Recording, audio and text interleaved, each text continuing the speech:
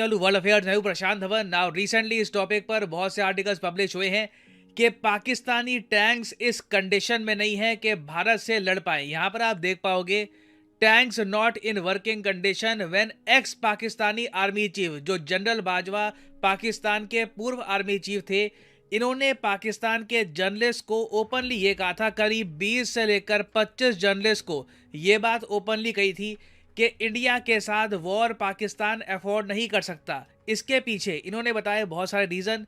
पहले तो इनके टैंक्स की कंडीशन बहुत ख़राब है, उसके अलावा इनके टैंक्स को ऑपरेट करने के लिए इनके पास फ्यूल ही नहीं है। इतना इनके पास फ्यूल नहीं है क्योंकि ऑफ कोर्स फ्यूल आपको परचेज करना होगा इंटरनेशनल मार्केट से। उसके अलावा अगर हम बात करें एम्यूनेशन की, असला बारूद की, वेरियस और एस्पेक्ट की, पाकिस्तान के आर्मी चीफ ने अपने जर्नलिस्ट को ये बात कैटेगोरिकली समझा दी थी कि इंडिया से वॉर के बारे में बार बार रिपोर्ट पब्लिश मत करो, अपनी जनता को इतना भड़काओ मत कि इंडिया से वॉर करनी होगी, इंडिया से वॉर करनी होगी, क्योंकि अगर ये वॉर एक बार स्टार्ट हो गई तो पाकिस्तान ये वॉर झेल नहीं पाएगा। नाउ ये स्टेटमेंट अपने आप पे बहुत ही इंपॉर्टेंट है क्योंकि टैंक्स की अगर हम बात करें प्राइमरली तो ये एक ऐसा एरिया है जहां पर इंडिया पाकिस्तान के बीच में बहुत ज़्यादा बड़ा डिफरेंस नहीं है। सरप्राइजिंगली इंडिया पाकिस्तान की जो फौज है उसमें आपको एक मैसिव डिफरेंस मिलेगा नंबर्स का, मगर टैंक्स के मामले में आप अगर देखो तो पाकिस्तान के पास ये लोग बताते हैं कि 3700 के आसपास बैटल टैंक्स है। मेन बैटल टैंक्स की मैं बात कर रहा हूँ यहाँ पर, और इंडिया के पास 4300 से ज़्यादा मेन बैटल टैंक्स है। तो पाकिस्तान के आर्मी चीफ का ये कहना कि ज़्यादातर जो इनके टैंक्स है काम करते नहीं हैं, ना इनके पास फ्यूल है, इससे साफ पता लगता है कि जो ये एक्चुअल नंबर है ना, इससे एक बड़ा अमाउंट हमको कम करके मानना पड़ेगा। करीब आप कह सकते हैं, हम एज्यूम कर पाएंगे कि 1500 के आसपास ही पाकिस्तान के टैंक्स हैं जो जेन्युइनली ऑपरेशनल कंडीशन में होंगे। और यहाँ पे आप देख पाओगे ये वो वीडियो है जो सोशल मीडिया पर बहुत वायरल हुई है। यहाँ पर पाकिस्तान के जर्नलिस्ट ही बता रहे हैं कि किस तरीके से जनरल बाजवा ने इनको पाकिस्तान आर्मी की जो कंडीशन है ये बताई, और ये बात सुन के पाकिस्तान के जर्नलिस्ट को कितना गुस्सा आया। तो उसके बाद फॉरेन ऑफिस जो है उसमें बाजवा साहब आ गए अपना पूरा लॉ लश्कर लेके, उनको लेक्चर दिया कि ये वही लेक्चर था जो उन्होंने एक दफ़ा आपके और मेरे सामने भी दिया था। याद है ना क्या लेक्चर था? टैंक चलने के काबिल नहीं है, तो आप कह रहे हैं कि मूवमेंट के लिए मेरे पास डीजल नहीं है, ठीक है जी, इस तरह की बातें की थी ना। नॉर्मली ऐसा आर्मी चीफ के कोर्ट मार्शल होना चाहिए, और मुझे अब कहना पड़ेगा, मैं अंदर कमरे में कहती रही हूँ बट मुझे कहना पड़ेगा कि इस तरह नहीं होता। 20-25 सहाफियों को सामने बिठा के आप उनको कह रहे हैं कि पाकिस्तान आर्मी लड़ने के काबिल। इसका मतलब आप दुनिया को बता रहे हैं 25 सहाफी, फिर 25 सहाफियों के पास तो बात नहीं रहती इन द वर्ल्ड। उस वक्त भी हमें यकीन था, जब वो ये कह रहे थे तो मुझे उस वक्त भी यकीन था ये गलत कह रहा है, और आपने उसको कन्फ्रंट भी किया था, बल्कि आपका तो मुंह लाल हो गया था, इतने गुस्से में आ गए थे। ठीक है, ये जीएचक्यू वाली बात है, मुझे याद है एनडीयू वाली बात नहीं कर रहा, नहीं एडिटोरियम की बात, एडिटोरियम जहां पे वो कोर कमांडर्स कॉन्फ्रेंस होती है, वहां बैठ के आर्मी चीफ हमें एक कहानी सुना रहा है कि जी फौज इंडिया से लड़ने के काबिल नहीं, लिहाजा हम सुलह कर लें। तो यहाँ पे आपने सुना पाकिस्तान के दो जर्नलिस्ट, एक तो हामिद मीर जिनके बारे में आपको पता होगा, बहुत ही ज़्यादा फेमस जर्नलिस्ट हैं, पाकिस्तान में नहीं और जगह भी आप देखो तो काफ़ी इनके इंटरव्यू फेमस हैं।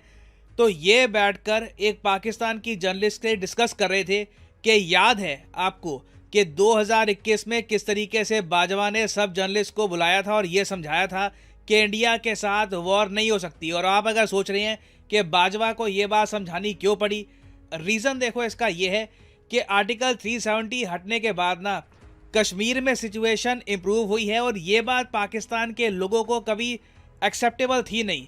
5 अगस्त 2019 को हमने आर्टिकल 370 हटाने का फैसला कर लिया इंडिया में। एक बहुत ही ज़्यादा ब्रेव स्टेप था बाय इंडिया। उसके बाद से हमने देखा है, ये जम्मू कश्मीर पुलिस ने खुद एडमिट किया है कि लॉ एंड ऑर्डर की जो सिचुएशन है, आप अगर पिछले सालों से कंपेयर करो, अगेन सब कुछ परफेक्ट है, ये कहीं पे पॉसिबल नहीं है, मगर पिछले साल से आप कंपेयर करोगे तो लॉ एंड ऑर्डर की सिचुएशन जम्मू कश्मीर में इम्प्रूव हुई है।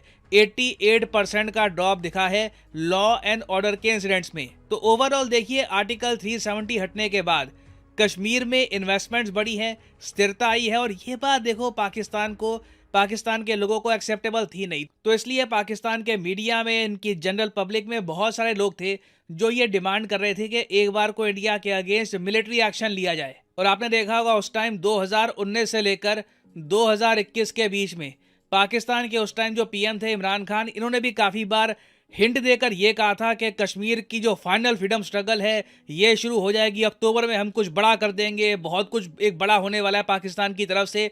उस टाइम यूएसए के जो थिंक टैंक्स हैं इन लोगों ने भी बार बार रिपोर्ट्स पब्लिश करी थी कि इंडिया पाकिस्तान के बीच में लार्ज स्केल वॉर हो सकती है, और इन रिपोर्ट्स में लिखा था और ये वॉर हो सकता है कि पाकिस्तान अपनी तरफ से इनिशिएट करे, ये लोग जो जम्मू कश्मीर का ये रीजन है इसको कैप्चर करने की कोशिश करे। ये बात इन रिपोर्ट्स में बहुत बार लिखी गई थी थ्रू आउट 2019 टू 2021।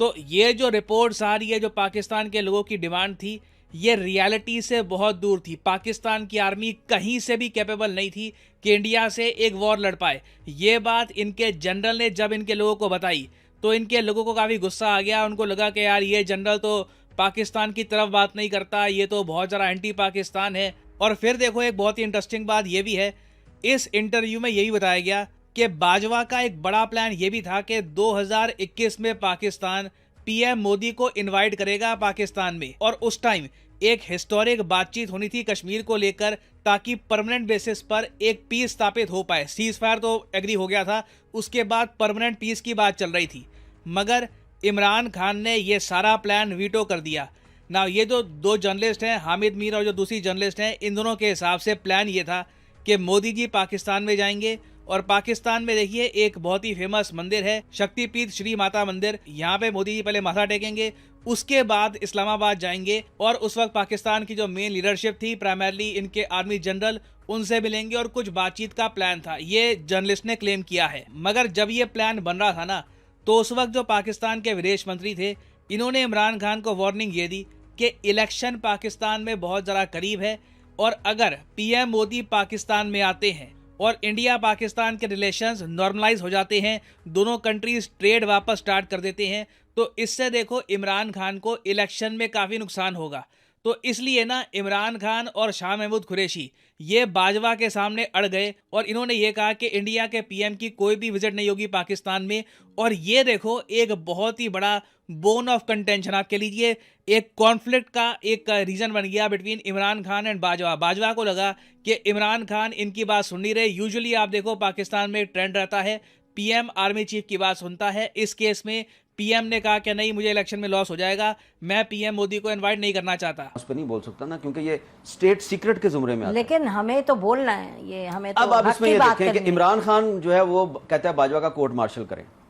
बाजवा ने मेरी हुकूमत के खिलाफ साजिश की, मेरी हुकूमत गिरा दी, मेरे साथ ये कर दिया, मेरे साथ वो कर दिया।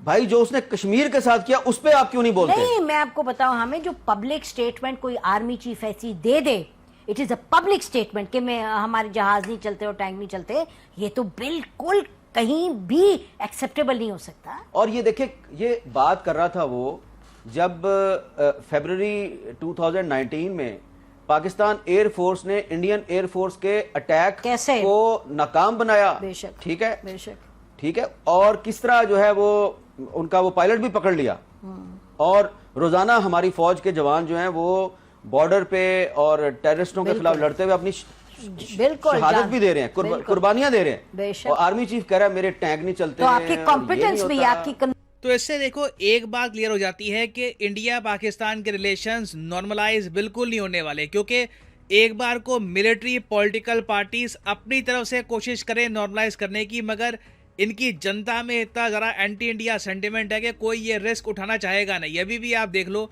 जो बिलावल भुट्टो है पाकिस्तान के विदेश मंत्री हैं, इनका एक प्लान है इंडिया में आने का फॉर द एससीओ समिट। इस इशू को लेकर पाकिस्तान तहरीक इंसाफ जो इमरान खान की पार्टी है वो इनकी आलोचना कर रही है कि इंडिया जा भी क्यों रहे हो। तो इस साल देखिए बिल्कुल पाकिस्तान के रक्षा मंत्री, विदेश मंत्री, इवन इनके जो प्राइम मिनिस्टर हैं ये इंडिया में आएंगे, मगर इंडिया पाकिस्तान के रिलेशंस में ज़्यादा इम्प्रूवमेंट की गुंजाइश अभी दिख नहीं रही, क्योंकि अगेन घूम फिर के बाद वही आती है, इलेक्शन बहुत ज़रा करीब है। कोई भी पॉलिटिकल पार्टी ऐसे टाइम में इंडिया के साथ रिलेशंस इंप्रूव नहीं करना चाहेगी। और उसके अलावा क्रिकेट की भी वैसे मैं बात करूं तो बीसीसीआई ने 2027 तक का अपना जो प्लान है ये भी सामने रख दिया है। जो इनकी सीरीज़ होगी, कहां पर खेलेंगे, ये बता दिया है। पाकिस्तान के साथ 2027 तक कोई सीरीज़ भी इंडिया की नहीं होने वाली। तो ये देखिए अपने आप में अनफॉर्चुनेट है, इंडिया के जो ट्रेड रिलेशंस हैं नेपाल के साथ, भूटान के साथ, बांग्लादेश के साथ, म्यांमार के साथ, ये लगातार बढ़ रहे हैं, मगर ये जो वेस्टर्न फ्रंट है यहाँ पर एक कंट्री है जहां पे आप कह लीजिए बहुत ज्यादा एंटी इंडिया सेंटिमेंट्स है जो इनकी मिलिट्री और इनकी पॉलिटिकल पार्टीज भी कंट्रोल नहीं कर पा रही। नाउ फाइनली यहाँ पे मैं आप लोगों कि आप कितना कर सकते हैं ना, तो जब आप इतना कर ही नहीं सकते तो यार आप उतना बोलते ही क्यों है आप लोग? पब्लिक को चूरन क्यों? ये चूरन ही है ना। अब जो है वो टैंक आपके इस हालत में ही नहीं है कि वो इंडिया के अगेंस्ट चल सके, और आप बातें करते हैं करोड़ों की और दुकान है हमारे पास पकौड़ों की। तो ये बात गलत है कि हम लोग सिर्फ इसी बात पे, जब देखो शेख रशीद भी आई थिंक